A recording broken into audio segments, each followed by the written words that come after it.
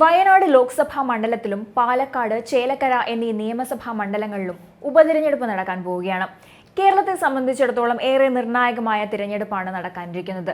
വയനാട് ലോക്സഭാ മണ്ഡലവും പാലക്കാട് നിയമസഭാ മണ്ഡലവും നിലവിൽ UDFന്റെ സിറ്റിംഗ് സീറ്റുകളാണ്. എന്നാൽ ചേലക്കരയെ സംബന്ധിച്ചിടത്തോളം ഇടതുപക്ഷത്തിന്റെ സിറ്റിംഗ് സീറ്റാണ്. ചേലക്കരയിൽ സീറ്റ് നിലനിർത്തേണ്ടത് ഇടതുപക്ഷത്തെ സംബന്ധിച്ച് ഒരു അഭിമാന പ്രശ്നമാണ്. അതുമാത്രമല്ല, ഇതോടൊപ്പം പാലക്കാട് മണ്ഡലത്തിൽ മുന്നേറ്റം ഉണ്ടാക്കാനും വയനാട്ടിൽ പ്രിയങ്ക ഗാന്ധിയുടെ ഭൂരിപക്ഷം കുറയ്ക്കാനും ഇടതുപക്ഷം പരമാവധി ശ്രമിക്കും. ലോക്സഭാ തിരഞ്ഞെടുപ്പിൽ ഒറ്റ സീറ്റിൽ ഒതുങ്ങിപ്പോയതിന്റെ ക്ഷീണം തീർക്കാൻ ഉപതിരഞ്ഞെടുപ്പിലെ മുന്നേറ്റം ഇടതുപക്ഷത്തിനും ആ മുന്നണിക്ക് നേതൃത്വം നൽകുന്ന CPMനും അനിവാര്യമാണ്. 2019 ആദ്യമായി രാഹുൽ ഗാന്ധി വയനാട്ടിൽ മത്സരിച്ചപ്പോൾ 7,06,367 വോട്ടാണ് രാഹുലിന് ലഭിച്ചിരുന്നത്. അന്ന് ആകെ പോൾ ചെയ്തതിന്റെ 64.67% വോട്ടും പിടിച്ചത് രാഹുൽ ഗാന്ധി തന്നെയാണ്. ഇക്കഴിഞ്ഞ തിരഞ്ഞെടുപ്പിൽ ഭൂരിപക്ഷം കുറഞ്ഞെങ്കിലും രാഹുൽ ഗാന്ധി 6,47,445 വോട്ടുകൾ നേടിയിട്ടുണ്ട്. കണക്കുകൾ പ്രകാരം നോക്കുകയാണെങ്കിൽ ഇത് 59.69 ആണ്. 3,64,422 വോട്ടിന്റെ ഭൂരിപക്ഷമാണ് ഇത്തവണ രാഹുൽ ഗാന്ധിക്ക് കിട്ടിയിരിക്കുന്നത്. ലോക്സഭാ തിരഞ്ഞെടുപ്പ് സമയത്ത് വയനാട്ടിൽ തിരഞ്ഞെടുപ്പ് നടക്കുമ്പോൾ റായ്ബറേലി മണ്ഡലത്തിലും രാഹുൽ ഗാന്ധി മത്സരിക്കുമെന്ന വിവരം കോൺഗ്രസ് ജനങ്ങളെ അറിയിച്ചിരുന്നില്ല. രണ്ടിടത്തും രാഹുൽ ഗാന്ധി മത്സരിക്കുമെന്ന വിവരം കോൺഗ്രസ് പുറത്തുവിട്ടിരുന്നുവെങ്കിൽ ഇത്രയും ഭൂരിപക്ഷം രാഹുൽ ഗാന്ധിക്ക് കിട്ടാനുള്ള സാധ്യതയും കുറവായിരുന്നു. മാത്രമല്ല, ഇന്ത്യ മുന്നണി അധികാരത്തിൽ വരുമെന്നും രാഹുൽ പ്രധാനമന്ത്രിയാകുമെന്നുമുള്ള പ്രചാരണവും വയനാട്ടിൽ രാഹുലിന് ഏറെ സഹായകരമായിട്ടുണ്ട്. എന്നാൽ ഉപതെരഞ്ഞെടുപ്പിലേക്ക് കാര്യങ്ങൾ എത്തുമ്പോൾ ജനങ്ങൾക്ക് മുന്നിൽ ഈ രണ്ട് കാര്യങ്ങളിലും വ്യക്തതയുണ്ട്. രാഹുൽ പ്രധാനമന്ത്രി പോയിട്ട് പ്രതിപക്ഷ നേതാവ് പോലും ആകുന്നില്ലെന്ന യാഥാർത്ഥ്യം ജനങ്ങൾക്ക് മുന്നിലുണ്ട്. വയനാട്ടിൽ നിന്നും വിജയിച്ച ശേഷം ഈ മണ്ഡലം ഉപേക്ഷിച്ച് റായ്ബറേലി നിലനിർത്തിയതിലും ജനങ്ങൾക്കിടയിൽ ഭിന്ന അഭിപ്രായമുണ്ട്. രാഹുലിനു പകരം പ്രിയങ്ക ഗാന്ധിയെ രംഗത്തിറക്കി എളുപ്പത്തിൽ ജനവികാരം അനുകൂലമാക്കാമെന്ന കോൺഗ്രസിന്റെ കണക്കുകൂട്ടലുകളും തുടക്കത്തിൽ പാളിപ്പോയിരുന്നു. വയനാട്ടിലും കുടുംബാധിപത്യം കൊണ്ടുവരുന്നു എന്ന വലിയ പ്രചാരണമാണ് ഇപ്പോൾ കേരളത്തിൽ നടക്കുന്നത്.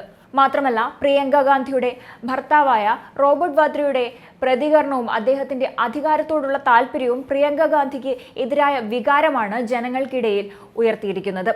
മുസ്ലിം സമുദായത്തിനും മുസ്ലിം ലീഗിനും നിർണായക സ്വാധീനമുള്ള വയനാട്ടിൽ പ്രിയങ്ക ഗാന്ധിയെ പോലുള്ള ഒരു വ്യക്തി, അതായത് ഒരു സ്ത്രീ മത്സര രംഗത്തിറങ്ങിയാൽ അത് മതസംഘടന നേതൃത്വത്തിനും ന്യൂനപക്ഷ വിഭാഗങ്ങൾക്കും എത്രമാത്രം സ്വീകാര്യമാകും എന്നതും കണ്ടറിയണം. മുൻപ് വനിതാ ലീഗ് നേതാവ് നിയമസഭയിലേക്ക് മത്സരിച്ചപ്പോൾ അവരുടെ തോൽവി ഉറപ്പിക്കാൻ രംഗത്തിറങ്ങിയത് തന്നെ ലീഗിലെ ഒരു വിഭാഗമായിരുന്നു. ഈ ചരിത്രം ആവർത്തിക്കുകയാണെങ്കിൽ വയനാട്ടിൽ കോൺഗ്രസ് മികച്ച പ്രകടനം കാഴ്ചവെക്കില്ല. രാഹുൽ ഗാന്ധിക്ക് ലഭിച്ച ഭൂരിപക്ഷത്തേക്കാൾ കൂടുതൽ നേടി പ്രിയങ്ക വിജയിക്കുമെന്നാണ് കോൺഗ്രസ് നേതൃത്വം അവകാശപ്പെടുന്നത്. 5 ലക്ഷം വോട്ടുകളുടെ ഭൂരിപക്ഷമാണ് നേതൃത്വം പ്രതീക്ഷിക്കുന്നത്. ഇപ്പോഴത്തെ അവസ്ഥയിൽ പ്രിയങ്ക ഗാന്ധി വയനാട്ടിൽ വിജയിച്ചാലും ഭൂരിപക്ഷം കുത്തനെ കുറയ്ക്കാൻ ഇടതുപക്ഷത്തിന് കഴിഞ്ഞാൽ അത് UDFന് വലിയ പ്രഹരമായി മാറും. ദേശീയ തലത്തിൽ പ്രിയങ്ക ഗാന്ധിക്കും അത് ദോഷകരമായി മാറുകയും ചെയ്യും. ഇതോടൊപ്പം തന്നെ പാലക്കാടും വയനാട്ടിലും UDFന്റെ സകല കണക്കുകൂട്ടലുകളും തെറ്റിക്കുന്ന നീക്കമാണ് CPMന്റെ ഭാഗത്തു നിന്നും ഇനി ഉണ്ടാകാൻ പോകുന്നത് എന്നാണ് നേതൃത്വം നൽകുന്ന സൂചന. മാത്രമല്ല, 39,400 വോട്ടിന്റെ ഭൂരിപക്ഷത്തിനായിരുന്നു രാധാകൃഷ്ണൻ വിജയിച്ചത്. അതുകൊണ്ട് തന്നെ മണ്ഡലത്തിൽ ഉപതെരഞ്ഞെടുപ്പിലും ഇടതിന് വിജയസാധ്യത ഉണ്ടെന്ന് പറയേണ്ടിയിരിക്കുന്നു. വയനാട്ടിലെ പോലെ പാലക്കാടും ഏറെ ജനശ്രദ്ധ ആകർഷിച്ച ഉപതെരഞ്ഞെടുപ്പാണ് നടക്കാൻ പോകുന്നത്. ഷാഫി പറമ്പിൽ വടകരയിൽ മത്സരിച്ചില്ലായിരുന്നുവെങ്കിൽ പാലക്കാട് ഉപതെരഞ്ഞെടുപ്പ് വേണ്ടിവരില്ലായിരുന്നു. 2021 നിയമസഭാ തിരഞ്ഞെടുപ്പിൽ മെട്രോമാൻ E. ശ്രീധരനിലൂടെ BJP ഉയർത്തിയ കടുത്ത വെല്ലുവിളി അതിജീവിച്ചുകൊണ്ടാണ് പാലക്കാട് മണ്ഡലത്തിൽ 3,859 വോട്ടിന്റെ കുറഞ്ഞ ഭൂരിപക്ഷത്തിൽ ഷാഫി വിജയിച്ചിരുന്നത്. ആ തിരഞ്ഞെടുപ്പിൽ ഇടതുപക്ഷത്തെ CP പ്രമോദ് 3ാം സ്ഥാനത്തായി പോവുകയാണ് ഉണ്ടായത്. BJP വിജയിക്കുമെന്ന് കണ്ടപ്പോൾ അവസാന നിമിഷം ഇടതുപക്ഷത്തു നിന്ന് പോലും ഷാഫിയുടെ പെട്ടിയിലേക്ക് വോട്ടുകൾ പോയിട്ടുണ്ട്. BJP വിജയിക്കാതിരിക്കാൻ ഇടതുപക്ഷത്തെ പ്രവർത്തകർ കാണിച്ച ആ ഒരു പ്രവൃത്തി പുതിയ ഈ ഒരു സാഹചര്യത്തിൽ എന്തായാലും ഇടതുപക്ഷത്തിന്റെ ഭാഗത്തു നിന്നും ഉണ്ടാകാൻ സാധ്യതയില്ല. ഇടതുപക്ഷത്തിന് ലഭിക്കാവുന്ന പരമാവധി വോട്ടുകൾ സമാഹരിക്കുക എന്നതായിരിക്കും CPM സ്വീകരിക്കുന്ന നിലപാടും. ഏറ്റവും മികച്ച സ്ഥാനാർത്ഥിയെ തന്നെ രംഗത്തിറക്കി കരുത്തുകാട്ടാൻ CPM ഇറങ്ങുമ്പോൾ പാലക്കാട് പഴയ പാലക്കാടല്ലെന്നത് UDF നേതൃത്വം തിരിച്ചറിയേണ്ടതുണ്ട്.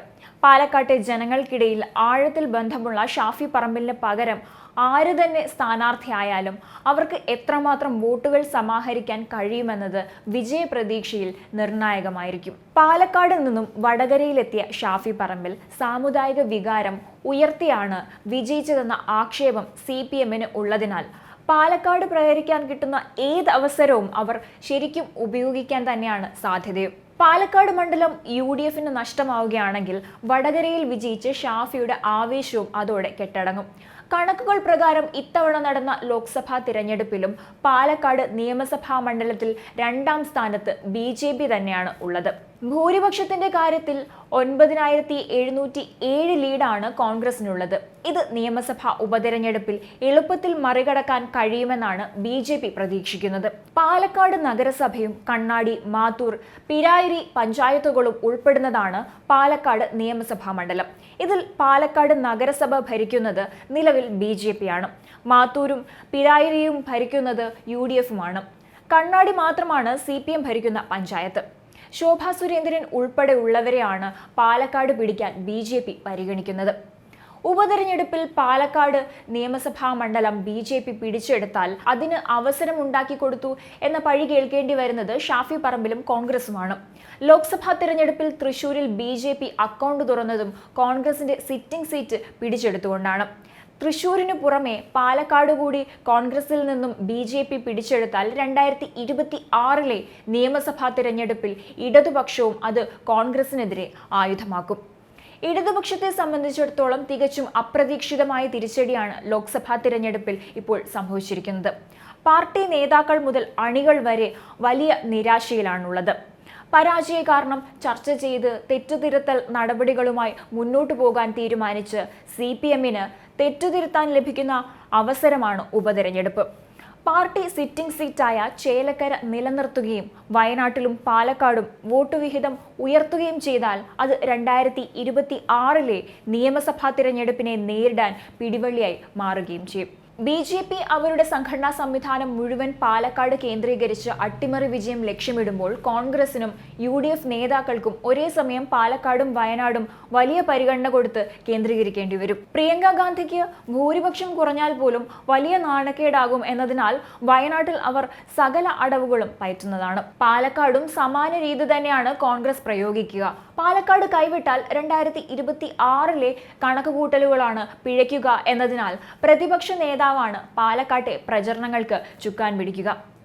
ഇടതുപക്ഷത്ത് അവരുടെ സകല സംഘടനാ സംവിധാനവും പ്രവർത്തന മികവും പുറത്തെടുക്കുന്ന തിരഞ്ഞെടുപ്പാണ് നടക്കാൻ പോകുന്നത്.